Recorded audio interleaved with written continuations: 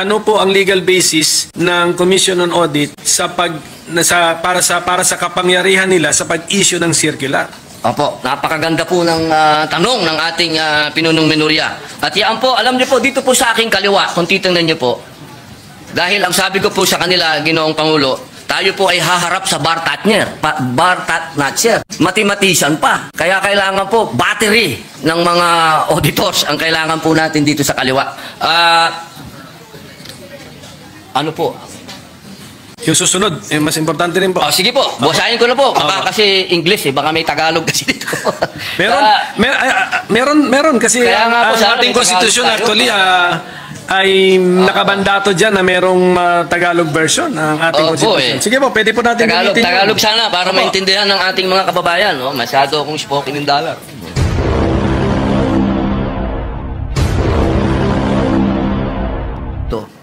Sapagkat ito pong ating isinusulong, ito po ay bunga ng isang revolusyon na naganap sa ating bayan na ipinaglalaban po ang kaban ng bayan. Ibig pong sabihin, ito pong COA na atin pong binabanggit dito, Ginoong Pangulo, ito po ay napakahalaga ng papel nito sa ating bayan. Sapagkat kung atin pong babalikan ang kasaysayan ng ating bansa, nabuo ang revolusyon dahil sa kapabayaan, pangungurakot, pagnanakaw, lahat na po, sabihin na natin, kaya po nagbunga ng revolusyon. At kung titingnan po natin sa 1987 Constitution, napakalaki po ng papel ng COA. Ang sabi po dito sa Article 9, Constitutional Commission, ayan po letter D, Commission on Audit, ayan po. Ginoong Pangulo, ang sabi po dito, the Commission on Audit shall have the power, authority, and duty to examine, audit, and settle all accounts pertaining to the revenue and receipts of and expenditures or uses of funds and property owned or held in trust by or pertaining to the government or any of its subdivisions, agencies, or instrumentalities, including government-owned or controlled corporations with original charters on a post-audit basis. Medyo mahaba-haba po ito. Kasi kasama po dito, pati po yung mga state colleges, lahat po ay sakop ng COA, Ginoong Pangulo. Ngayon, meron lang po tayong pinagdadaanan na, siyempre po, sa takbo po ng panahon, mahal na Pangulo, hindi naman po pwede na magmula po 1987, na nagawa po itong saligang batas, ang pinakamataas na batas dito sa ating bayan, hindi po nagkakaroon ng mga hakbangin para palakasin pa ang binigay na kapangyarihan sa COA. Alam niyo po, Ginoong Pangulo, ang ating pong COA ay masasabi po natin na international na ang kanilang standard dahil sa amin pong mga ginawang pagdinig.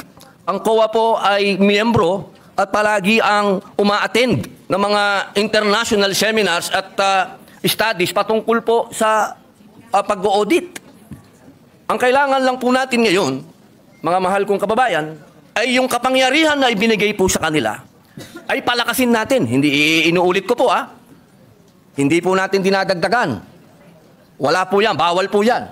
Ang gusto po natin, mahal na Pangulo, ay palakasin po yung mga ibinigay sa kanilang kapangyarihan. Kaya meron po dito sa ating panukala na mga bago pong probisyon.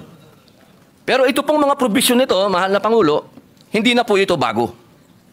Meron pong ilan na pinapractice na, meron pong ilan na masasabi nating bago. Pero yung pong mga bago na yun, pagka atin pong pinag-usapan, ay parang hindi na rin bago. Kaya po, aking mahal na Pangulo at ang atin pong pinakamamahal din na pinunong minorya na pagka binalikan po natin ang kasaysayan, ako po ay talagang punong-puno ng kaligayahan sapagkat ang tatay po ng ating pinunong minorya at ang tatay ko po ay magkasama. Sila po ay magkasama nung panahon ng revolusyon. Kaya ito pong pinag-uusapan natin ay parang continuation po ito kung ano ang pinaglaban ng aming mga ama. Kaya ako po, mahal na Pangulo, hindi ko po sinasabing ako po'y eksperto, hindi po ako magaling sa batas, hindi din po ako mathematician, hindi din po ako auditor, ako po'y isang revolusyonaryo. Kaya ang hinihingi ko po sa aking mahal na kaibigan, sa ating pong pinunong minorya, ay maging kapartner ko po siya dito sa paglinang ng panukala na ito. Sapagkat naniniwala po ako na ang pinaglaban ng aming mga ama hanggang ngayon, ito po ang natatanging lamang panglaban ng taong bayan sa korupsyon. Ito lamang pong COA. Maraming salamat po, Ginoong Pangulo. Salamat po. At marami na pong nasagot dun sa opening statement ng ating sponsor, ng ating mga concerns. Pero ito pong ating panukala ay isa po itong code. Opo. Tama po. So, ang gusto ba natin mangyari dito na lahat ng ating gustong malaman tungkol sa government auditing ay dito natin makikita at mahanap sa panukalan ito? Opo. Okay. Alam niyo po, katunayan po, mahal na Pangulo, noong nagsagawa po kami ng pagdinig, napaka eye-opener po. Sapagkat marami po talaga na hindi naman nasasaad sa batas, pero kanila na po itong isinasagawa at ginagawa na po nila. Ang kailangan po natin ngayon na Ginoong Pangulo, maging batas po para mas lalo pong maging masabi pong matalim ang kanilang ipin po. Pero yung mga sinasabi po nating existing practice na ngayon na ginagawa nila ay ano po ang legal basis nun? Opo. Kasi ito ba ay, siyempre, bago nila ginawa yan, kinover muna nila sarili nila ng, ano ba tawag, circular ba? Opo, Is it circular. O, Opo. sige. Ano po ang legal basis ng Commission on Audit para sa kapangyarihan nila sa pag-issue ng circular? Opo, napakaganda po ng tanong ng ating pinunong minorya. At yan po, alam niyo po, dito po sa aking kaliwa, kung titingnan niyo po, dahil ang sabi ko po sa kanila, Ginoong Pangulo, tayo po ay haharap sa Bartat-Natcher. Mathematician pa. Kaya kailangan po, battery ng mga auditors ang kailangan po natin dito sa kaliwa. Ano po? Yung legal basis na yun ay nandun sa bill. Section 2 ng Konstitusyon. Opo. Dito po, sa nakalagay po sa ating konstitusyon, sa Section 2 po, ng letter D, the Commission on Audit, dito po sa Section 2, number 2, sabi po dito, the Commission shall have exclusive authority, subject to the limitations in this article, to define the scope of its audit and examination, establish the techniques and methods required therefore. Yun po, nasa konstitusyon po, mahal naming Pangulo, na sinasabi po dito, meron po silang karapatan na maggawa ng mga techniques, establish techniques, methods sa pangalan po ng circular. Apo. Yung susunod, yung mas importante rin po. Sige po, basahin ko na po. Baka kasi English baka may Tagalog kasi dito. Meron kasi Kaya nga po, ang sana ating may konstitusyon Tagalog actually ay nakabandato dyan na merong Tagalog version ng ating konstitusyon. Sige po, pwede po natin gamitin Tagalog sana para maintindihan ng ating mga kababayan. Masyado akong spoken in dollar. Tagalog. Tuloy ko muna po sa English. Sige po. Due to insistent public demand.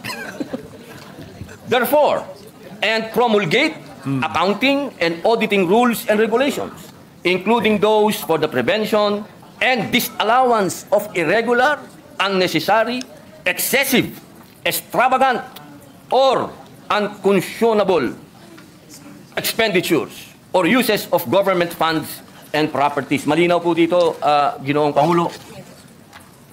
Ito po naman sa Tagalog, dapat magkaroon ang komisyon ng tanging otoridad batay sa mga katakdaan sa artikulong ito na magtakda ng saklaw na audit at pagsusuri nito, magtatag ng mga kaparaanan at pamamaraan na kinakailangan ukol doon at maglagda ng mga tuntunin at alituntunin sa pagtutuos at pag-audit kabilang ang mga ukol sa paghadlang at di papaghintulot sa mga paggugol o paggamit ng mga salapi at ari-arian ng pamahalaan na tiwali, hindi kinakailangan, labis-labis, maluho o hindi makatwiran.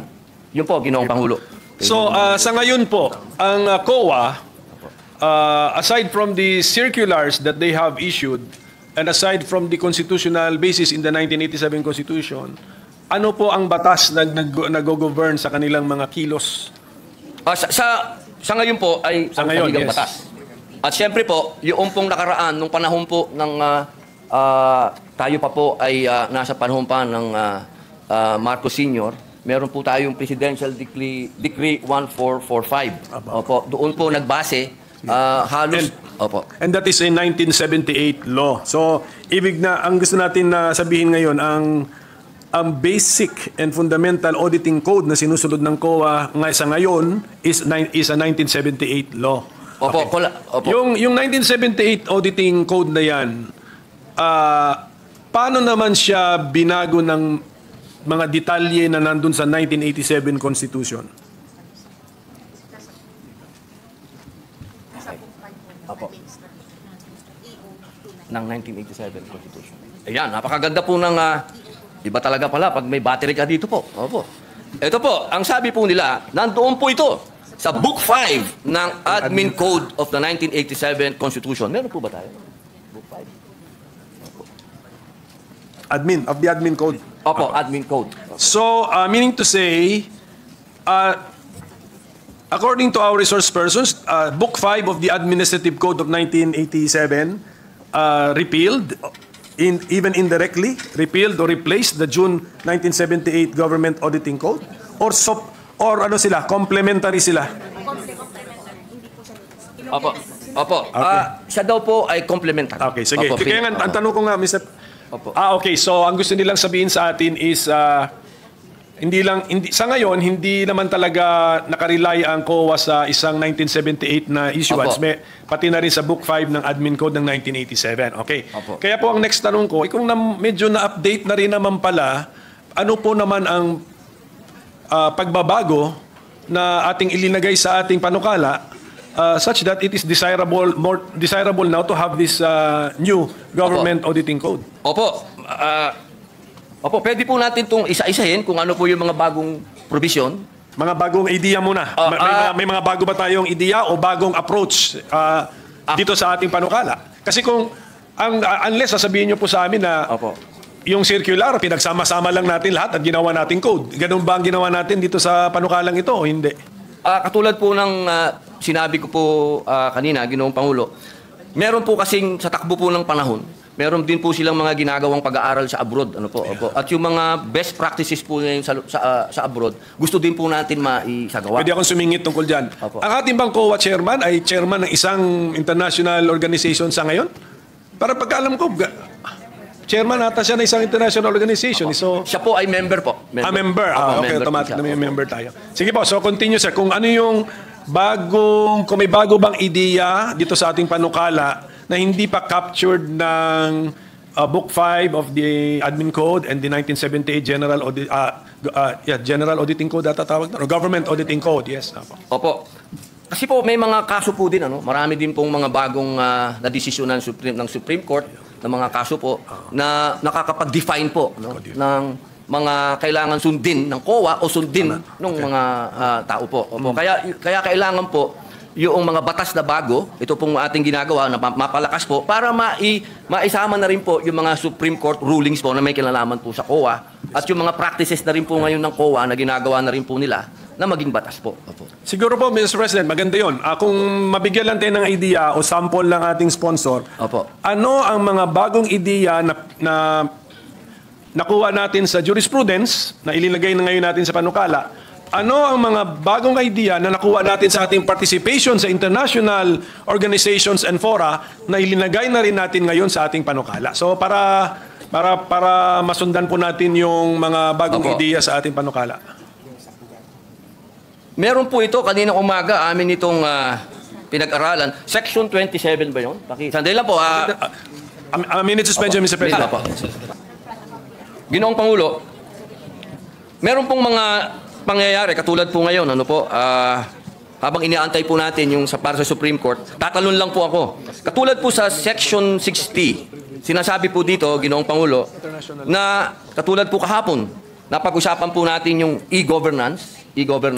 So dito po sa Section 60 ng ating panukala, nasasabi po dito, ay dinagdag po natin ang electronic transaction, katulad ng electronic documents, electronic collection, and electronic project. Ito po na rin ay pinapractice na rin po ito ng COA po sa ngayon. Yan po yung isa po na masasabi po nating malaking pagbabago.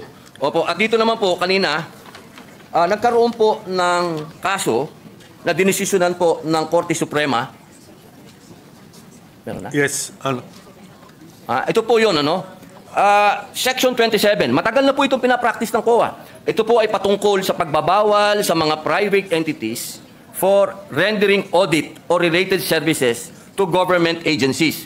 Kailangan muna po ng COA's approval kung kukuha ng pribadong entidad para gumawa ng mga audit sa mga government agencies. Nagkaroon po ng kaso ito, Ginoong Pangulo, at ang naging decision po ay pagkalagpas ng 60 days.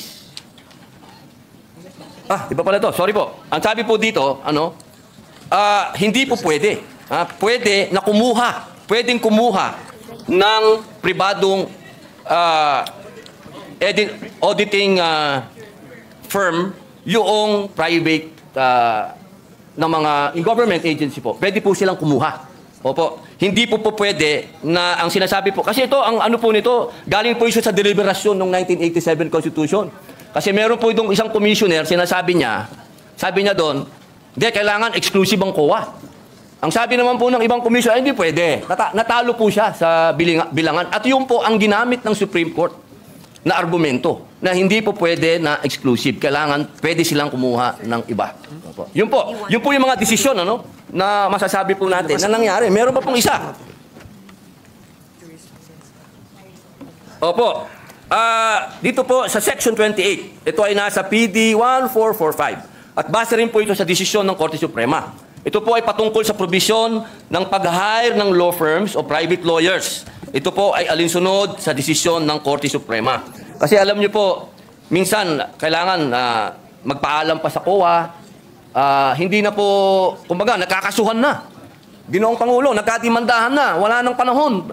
Ang sabi po dito, na kapag lumagpas na yung 60 days, deemed approved na po yung request ng kung sino ang gustong mag-hire ng lawyer, private lawyer. Yun po yung mga masasabi nating bago na meron po talagang bigat. Kasi ito po ay may kinalaman na sa mga desisyon ng Korte Suprema at ganoon din po doon sa paparating po na e-governance. So, hindi pa po ito natitesting, itong Section 28, kunyari lumampas ng 60 days, gumastos na ngayon yung... Meron na pong desisyon. Meron na pong desisyon ang Supreme Court. So, sa ngayon, disallowed. Pero ang COA, wala pa po. Ilalagay po natin ngayon sa Kaya nga, kung wala ito, kaya sa ngayon, disallowed. Hindi pwede. Kung pagbabasihan po yung desisyon ng Supreme Court, what was the decision? Allowed? The Supreme Court allowed the expense of government in the hiring of private lawyer or 60 days. Or sustained the 60 decision? days po So even the 60 days is in that decision? Hindi ako familiar po sa decision na yun. Opo. So, okay. Oo. Yun po, malinaw po yun Malinaw po, Ginoong Pangulo, na halimbawa po, katulad po ng Pisan, di ba? Pisan, nag-hire po sila ng lawyer nila. Lumagpas po, hindi po, ang nangyari ang tagal po, hindi po nila maantay-antay yung approval ng COA. Ang sabi po, 60 days, deemed approved na po yun. Pag lumagpas. Okay. Ngayon, kinaklaro natin dito. Opo. Sige po. How about sa international best practices? Meron ba tayong napulot doon na linalagay ngayon natin dito sa ating panukala? Section 26. Ayun. Nako, ito po yung pinakamaganda na pinag-usapan po namin. Ako gusto, kasi maraming lugar na hindi napupuntahan ng COA. Nakalagay po dito sa Section 26. Institutionalizes COA Citizen Participating Audit Program. Ito po yung Deputized Citizen Participatory Office. Since 2016 pa po ito, ginagawa nyo na. Opo, nagde-deputize po sila. Opo, ng mga mga CPA po, Tawag po nila CPA, opo. Kaya po, ito po ay napakaganda sapagkat marami pong lugar dito sa ating bayan ang hindi po napupuntahan, Ginoong Pangulo. So ito pong participation ng civil society organizations na natin ay linilimit natin sa remote and critical areas. Bakit hindi natin gawin na sa general rule? Opo. Sama sila. Actually, Sama sila. general rule po siya. Opo. Well, ito pang ang pagkasulat natin ay located page 20 line 17 to 18 nakasulat dito. Monitoring of projects located in remote and critical areas. So mukhang maganda itong idea na ito. Bakit din natin gawing partner ng COA ang CSO? For all, if you want. Opo. Yun daw po, practice na po na raw nila Ginoong Pangulo. Ito po yung ginagawa na raw po nila. Opo. So, balikan po natin itong 26. Ano natin? Opo. I-expand po natin. Opo. Opo. Hindi ba sa bidding ay required, sa public bidding, required ang mga observers from civil society rin? NGO? Ganon? So, pag ino-audit ba ng COA ang isang project, tinitignan ba nila how the public bidding was conducted? Kasali po ba yun? Do they also, and in the process, do they look for the participation of the CSO or NGO or PO? Wala yung... Pwede pa na dito info. Okay po. Limited lang daw po ang binibigay. Sige. Opo. Doon sa... Pero sa lahat po ng bidding nandun. Kayo? Ang COA. Opo, ang COA po nandun sa lahat po ng bidding na... Sige pa, so nakita naman natin andun yung attempt sa section 26, hindi ano na natin? Mas broad na. Ano na natin yung spirit nung panukala, nung section po, ayusin na po natin. Opo. Tapos Mr. President, bago ko tumalimutan, may mga concerns na riniraise yung mga private entities na meron silang ano ba yun? Yung sa PPP.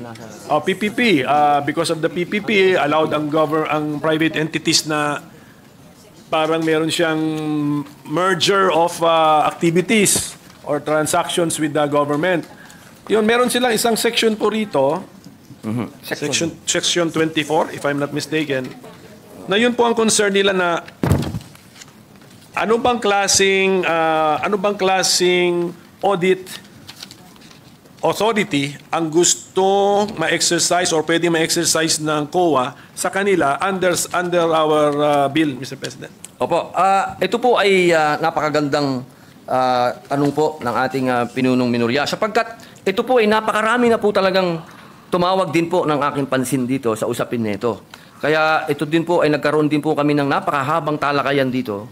Ngunit ako din po ay nasagot ng COA. Sapagkat una po nilang sinabi sa akin na meron daw po talaga na tinatawag na Republic Act 11966. Ito pong RA na to sa second paragraph, section 31 ng PPP Code. Kung saan sinasabi po na ang mga PP projects awarded subject sa Government Audit Code or 2009 Revised Rules of Procedure ng COA and amendments thereto.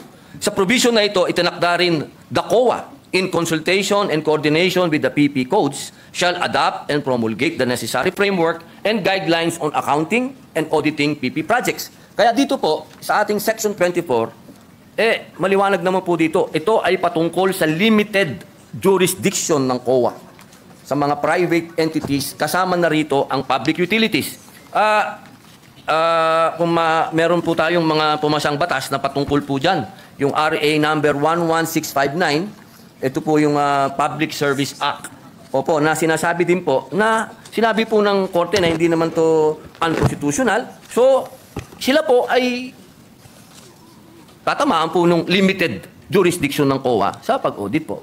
Yun po ang aming pagkakaintindi, Ginoong Pinunong. Ang problema ko po, Mr. President, dito rin sa pagkasulat ng ating Section 24 na nasa page 19. Sa title ng section, limited jurisdiction over private entities. Pero pagbasahin mo yung body ng section, hindi mo naman makuha kung anong meaning ng limited jurisdiction. Kasi sinasabi rito, shall have authority to examine and audit the contracts, agreements, or dealings of private entities with the government, etc. So, the words used are examine and audit, which is the normal words, Mr. President. So, where is the limitation found, Mr. President?